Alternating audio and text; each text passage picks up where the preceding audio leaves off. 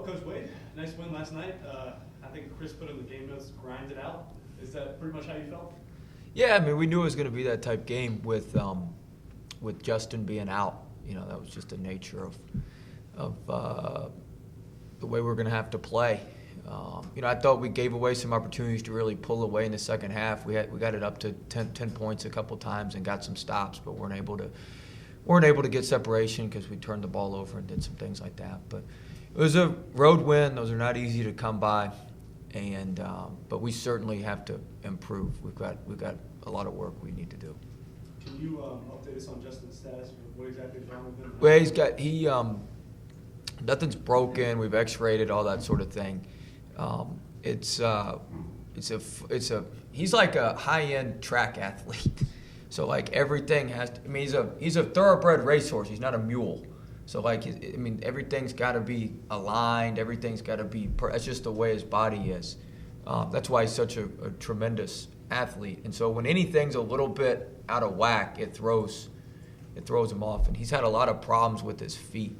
I bet we've practiced 30 times. He may have practiced with us 8 to 10 times out of 30 times between Spain and in the season so far. Actually, we practiced 40 times. He's probably practiced 12, 15 times out of 40, just because there's always stuff going on down there with both of his feet and ankles and things like that. So he just re-aggravated something when he came down on the lob against UNC Asheville.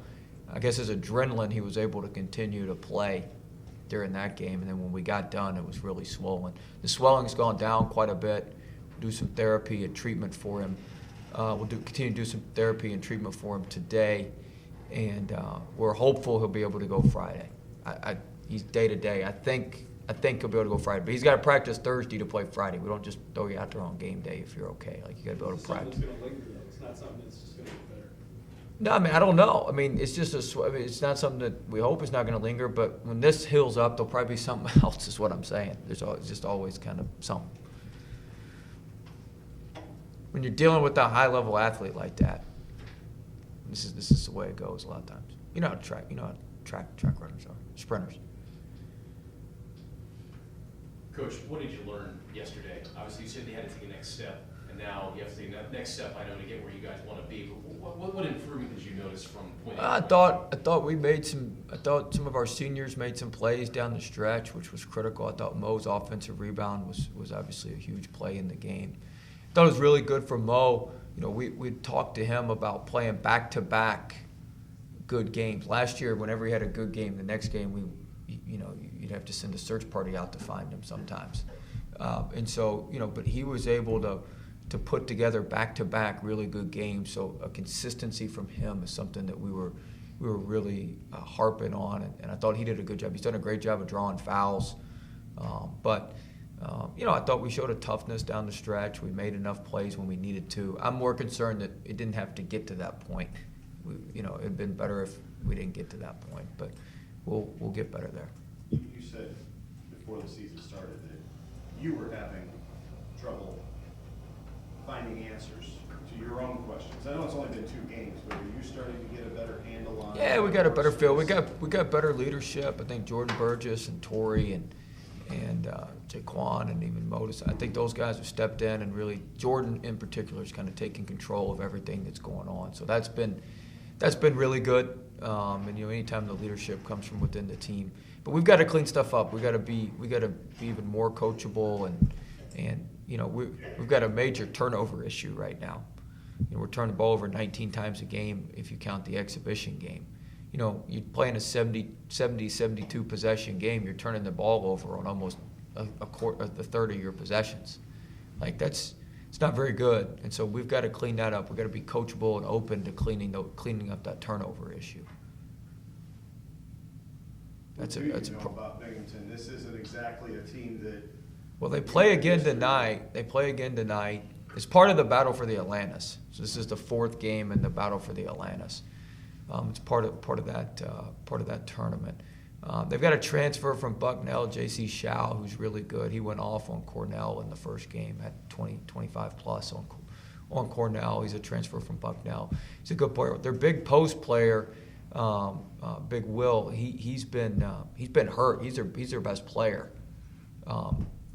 coming back from last season, big post kid from down in Florida, and he's been injured, so he hadn't played in these first 2 games. So I don't know whether he'll play tonight or whether we'll play in our game. So we got to see how that how that shakes out. But they're picked 4th in the America East. They'll be a good team. Be a good team. I apologize if this has been covered already. Your thoughts behind Mo did not start last night again, right? Correct. What is your thought about the way that, and I know the starters are just the first 5 guys that are out there. Yeah. For you, but what is the theory behind, because that raises a couple of questions with fans. How come Mo doesn't start? He plays enough and he's in there and he's contributing, but he doesn't start. Is there a reason behind that? Yeah, there's a reason behind it. Would you care to share it, or not really? I mean, there's we're not just haphazardly just throwing people out there for good measure. But I mean, there's a reason behind why we don't do it. I don't really want to talk about all of it, but there's a good reason behind why we don't do it. I think if you look at most foul numbers, they're down since he doesn't start. That leads you down the right path. You were. I mean, he picked up. Yeah. I mean, Oh, sorry. I mean, they like to set the tone early in the game. The officials do, as you could see last night. So they like to set the tone early in the game. He's an easy target. He's an easy target. He's a lot better when we're not playing with him in foul trouble all night. That doesn't mean we're not going to go back and start him. That doesn't mean that's not gonna happen. But it opens us up to foul trouble. And Hamdi, it's not like we're starting a bad player. Like Hamdi's a good player. He's got to play with a little more poise down there. He got a little jittery last night because he was so worried about their post double. But he's got to play with a little more poise. But it's not like we're throwing out some piece of garbage. Like Hamdi's a really good player. Would start for 70% of the Division I teams in the country. So, it's there's reasons behind it all. We're not just tossing them out there. Sorry.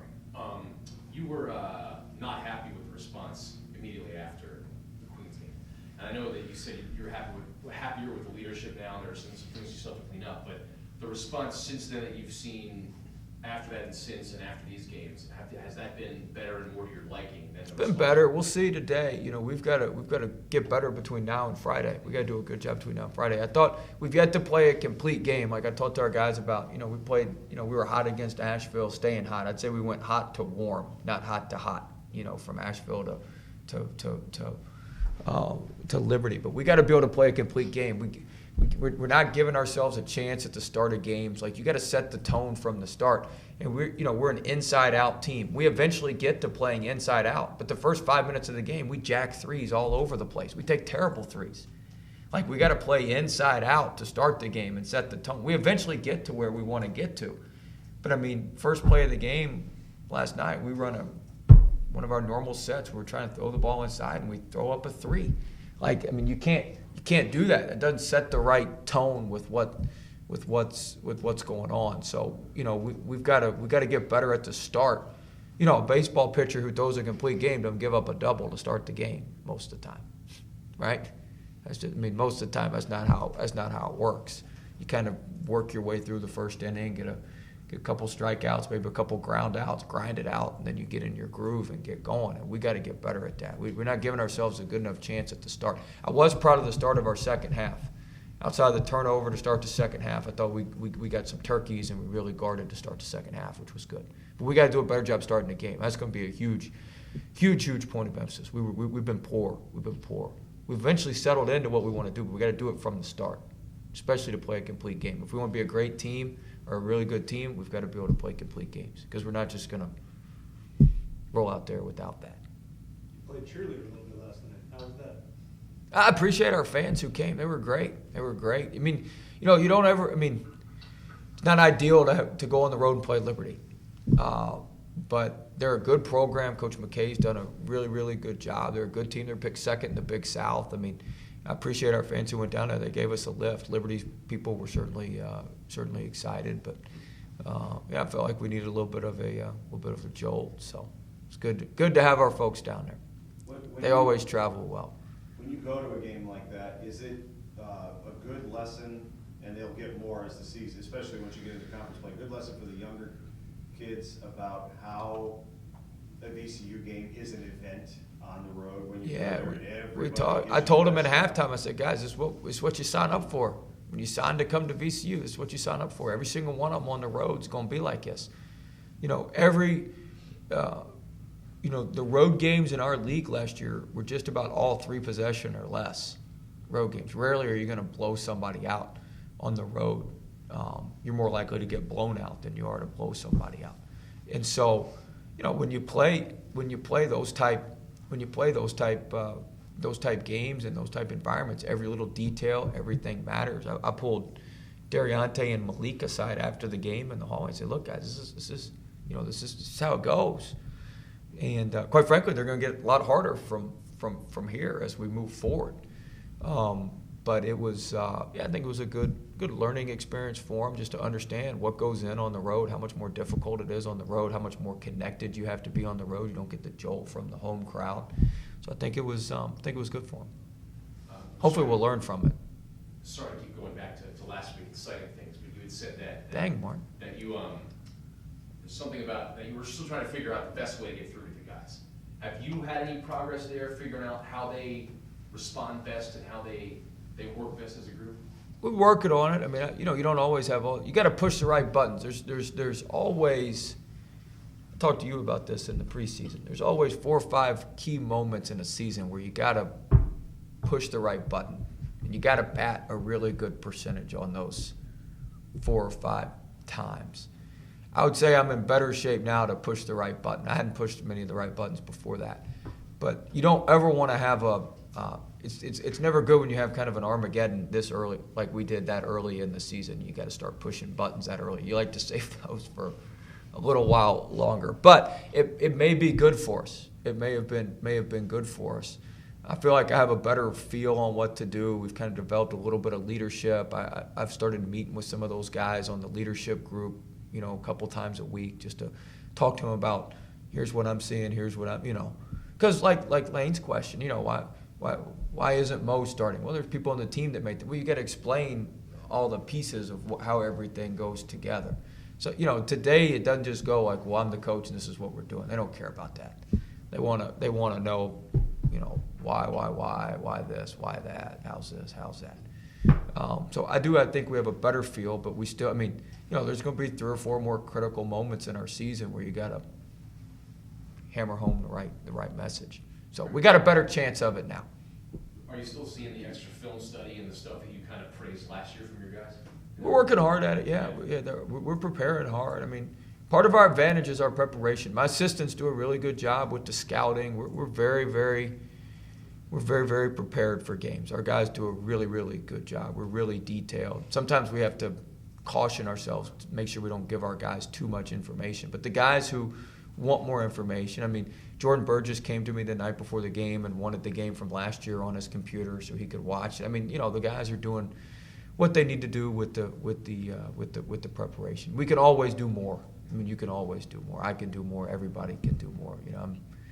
I'm sitting there watching clips and using my phone and filming the clips on my computer and texting them to guys about stuff. There's always more that can be done. Always, always, always.